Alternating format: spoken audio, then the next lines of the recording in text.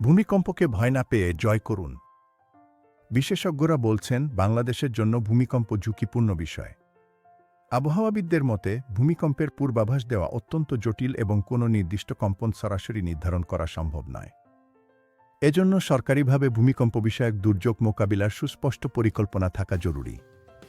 দুর্যোগ ব্যবস্থাপনা ও ত্রাণ মন্ত্রণালয় ভূমিকম্পের সময় করণীয় সম্পর্কে একগুচ্ছ পরামর্শ দিয়েছে। কম্পন অনুভূত হলে আতঙ্কিত হবেন না। বিছানায় থাকলে বালিশ দিয়ে মাথা ঢেকে টেবিল, ডেস্ক বা শক্ত আসবাবের নিচে আশ্রয় নিন। রান্নাঘরে থাকলে গ্যাস চুলা বন্ধ করে দ্রুত বের হয়ে আসুন। বিম, কলাম ও পিলারের কাছে আশ্রয় নিন। স্কুল বা শিক্ষা প্রতিষ্ঠানে থাকলে স্কুল ব্যাগ মাথায় নিয়ে শক্ত বেঞ্চ বা টেবিলের নিচে আশ্রয় নিন। ঘরের বাইরে থাকলে গাছ, উঁচু বাড়ি বা বৈদ্যুতিক খুঁটির কাছ থেকে দূরে খোলা স্থানে থাকুন।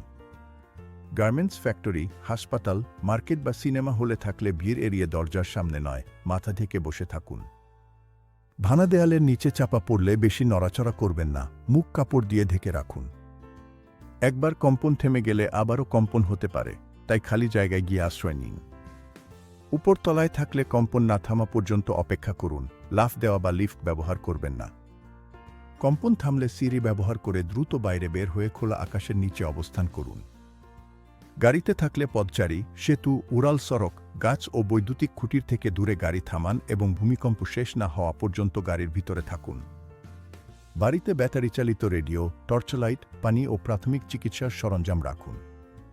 ভবন নির্মাণের সময় সঠিক বিল্ডিং কোড মেনে চলুন। ভূমিকম্পের এই ঘটনার পর সাধারণ জনগণকে সতর্ক থাকার পাশাপাশি সঠিক প্রস্তুতি নেওয়ার পরামর্শ দেওয়া হয়েছে।